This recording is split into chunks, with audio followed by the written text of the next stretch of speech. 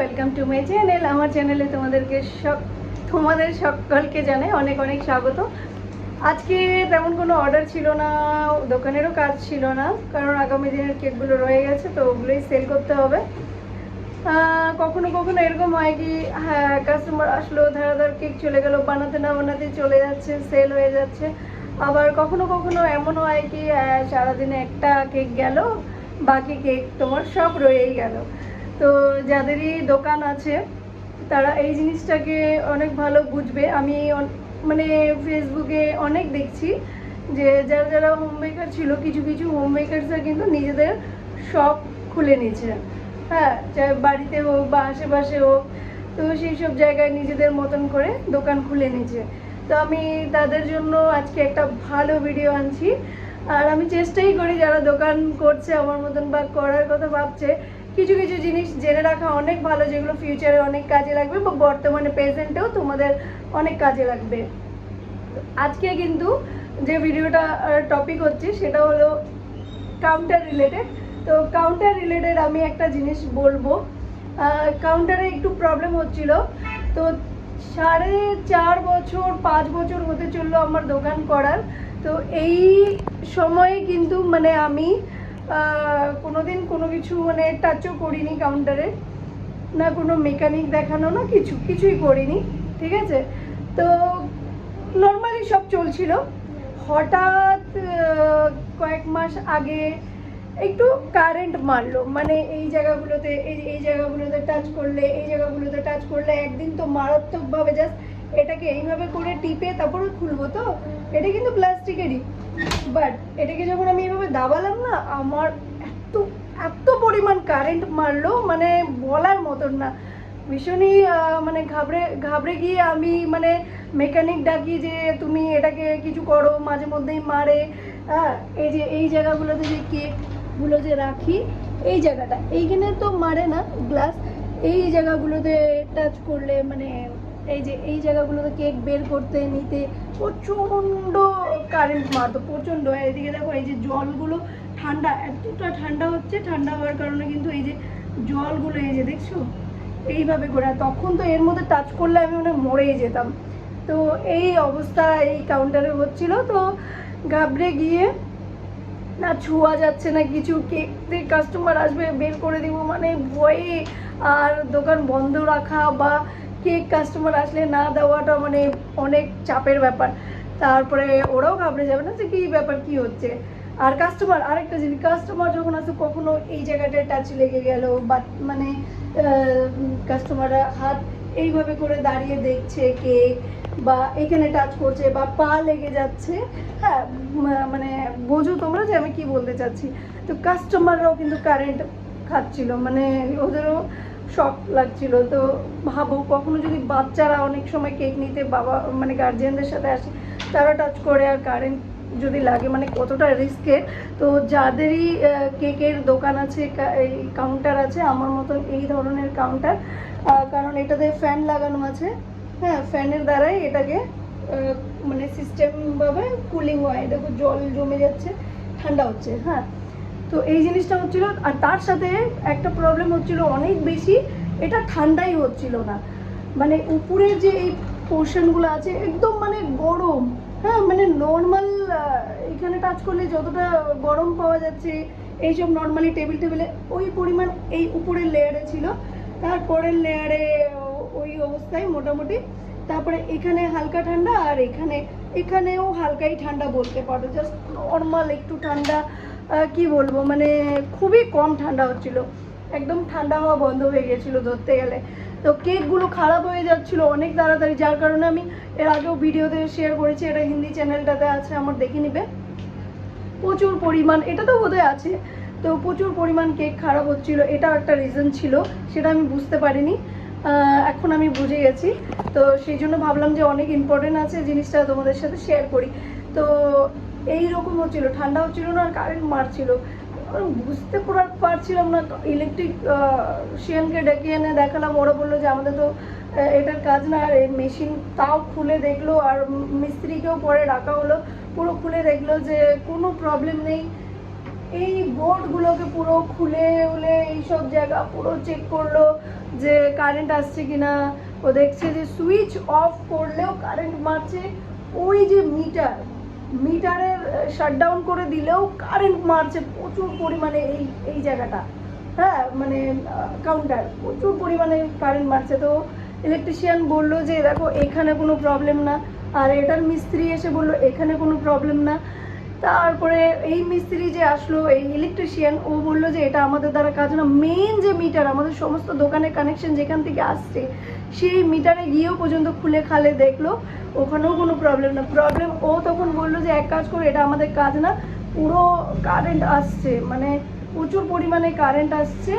হ্যাঁ, তো ওই যে মেন অফিস যে ইলেকট্রিক অফিস, ওখান থেকে কল করে লোক ডাকো। তো আমি তুরন্ত কল করে কাস্টমার কেয়ারে কল করে কমপ্লেন করে মিস্ত্রিদেরকে ডাকি।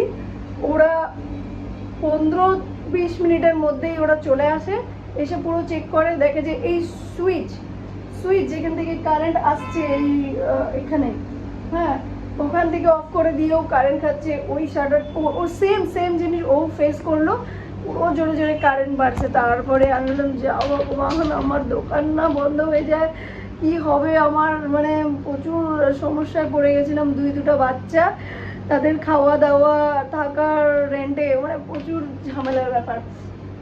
তারপরে আমি তো বাস ঠাকুরকে ডেকে যাচ্ছিলাম কি কোনোভাবে এটা ঠিক হয়ে যায়। তো ওরাও চেক করে দিয়ে গেল, চেক করে দেওয়ার পরে ঠিক হয়ে গেল, ঠিক আছে, কারেন্ট মারছিল না। ভগবানের কৃপা ছিল কি কারেন্ট মারেনি। হ্যাঁ, কিন্তু সেদিন তো মারলো না, তারপরে আবার যখনই মানে হঠাৎ এখানে ছুলে কারেন্ট মারে, ফের সেম জিনিস হচ্ছিল, ওখানে যে ছুলে কারেন্ট মারে, নিচে কেক বের করতে গেলে কারেন্ট মারে, কিন্তু কম পরিমাণে কারেন্ট মারছিল। আর সেটা খুব কম, মানে 4-5 দিনে একদিন হয়তো মারলো, তো এরকম হচ্ছিল। তো আমি বললাম হে ভগবান, মনে হচ্ছে আমার লাইফে এইরকমই চলবে, এইভাবেই কাজ করতে হবে, আর কিছু করার নেই। তারপরে যখন ঠান্ডা হওয়া বন্ধ হয়ে যাচ্ছিল ধীরে ধীরে, একদিন আমি আমার ছেলের সাথে শেয়ার করি, বাবা ঠান্ডা হওয়া কেন বন্ধ হয়ে যাচ্ছে, আমি বুঝতে পারছি না।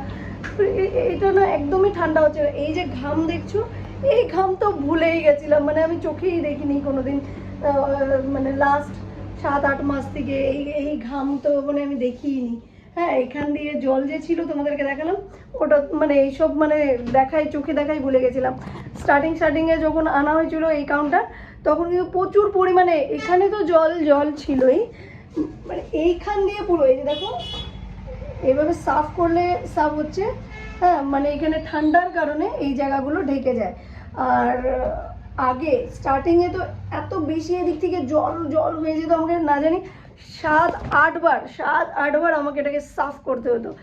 তো এই জিনিসগুলো আমি দেখতেই পাচ্ছিলাম না। তারপরে আমি ওকে যখন শেয়ার করি, ও আমাকে বলে যে এটা আমার মনে হয় ভিতরে সাফ করতে হবে, পাংখাটা যদি নেট করা আছে, ছোটো খোপ, যেমন এসিতে থাকে, কুলারের পিছন দিকটা থাকবে দেখবে ছোটো এরকম নেট থাকে।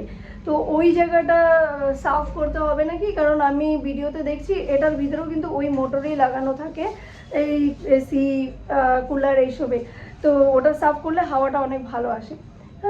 ভালো আইডিয়া, বাট আমরা কি পারবো? বলে হ্যাঁ ওটা আমি খুলতে পারবো। আমি বললাম যে ঠিক আছে, এটা প্লাস এনে দিলাম, প্লাস বলে না কি বলে, ওটা দিয়ে ছেলে পুরো এই জায়গাটা খুললো, ঠিক আছে। তারপরে ওকে বললাম যে এটাও খুল, এটাকে দেখি যে এর ভিতরে তারপর কোনো ছিঁড়ছে নাকি।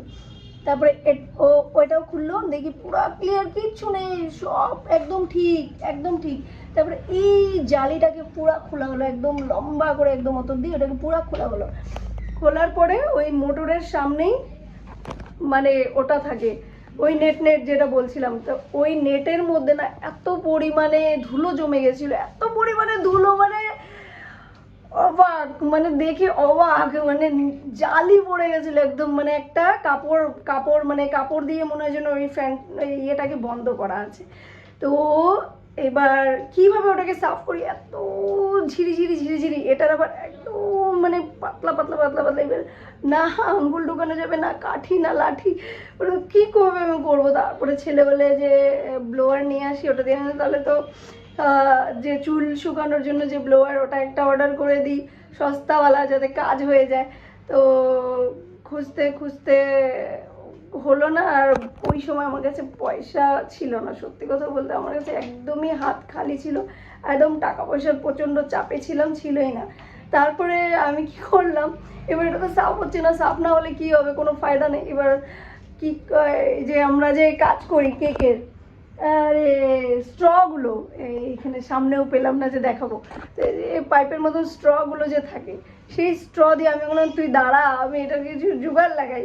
তো স্ট্র দিয়ে পুরো ফু ফু ফু চার কোনায় পুরো বেশি করে ফু ফু মারছি, মানে সব জায়গায় মারতে বসিনি। এই যে স্ট্র, এটা দিয়ে পুরো এখানে ফু এখানে ফু এখানে ফু এখানে ফু, মানে ট্রায়াঙ্গেল মতন ছিল, ওটা পুরোটা জালি ছিল। এবার ফু ফু করতে করতে এই মাথাটা ভেঙে গেল, এই পাশ থেকে জালিটা ভেঙে গেল, এই পাশ থেকে জালিটা ভেঙে, এত বড় একটা কাপড়ের টুকরার মতো নিচে পড়লো। তারপরে ওটাকে পুরো আবার ওটাকে ফেলে দিলাম, আর পুরো জায়গাতে এবার ব্লো করে দিলাম পাইপটা দিয়েই। করে দেওয়ার পরে এটাকে পুরো সাফ হয়ে গেল, পরিষ্কার হয়ে গেল। তারপরে যখন আমি এটাকে চালালাম, মানে কাউন্টারটাকে যখন অন করলাম, ও মাই গড, বিশ্বাস করবে না, মানে 10-15 মিনিটের মধ্যে এটা যে এত পরিমাণ ঠান্ডা হয়ে গেল, ঠিক এইভাবে যেভাবে ঘাম ঝরছে এইভাবে। আর এখানে এখন হাত দিলে না তো কারেন্ট না কিছু।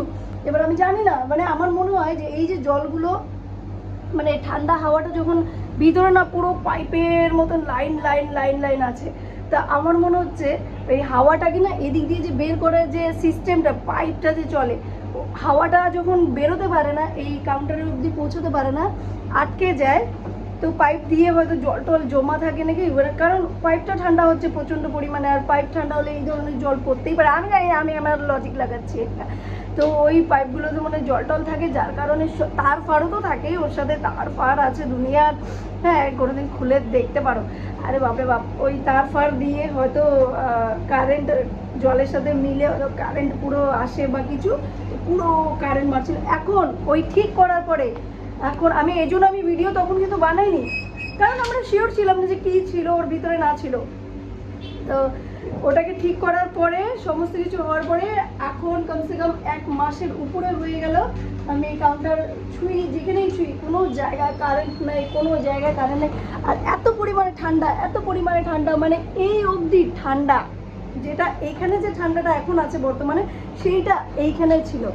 তো মানে কি বলবো, এইখানে ছিলও না, অতটাও ছিল না।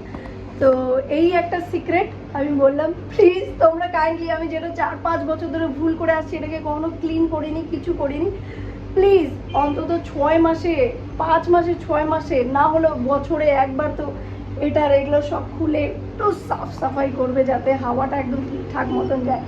যার কারণে নইলে কিন্তু তোমারও আমার মতন নুকসান উঠবে। যে পরিমাণে কেক নষ্ট হলো, যে পরিমাণে ঠান্ডা হচ্ছিল না, শর্ট মারছিল, তো এই ধরনের যেন তোমাদের সাথে না হয়। আশা করি আজকের ভিডিওটা তোমাদের ভালো লেগেছে। কোনো রকম কোনো ইনফরমেশন আরও যদি জানার থাকে, কমেন্ট অবশ্যই করবে। আমি যতটা পারবো চেষ্টা করবো তোমাদের প্রবলেম সলভ করার। তো বাই বাই, টাটা।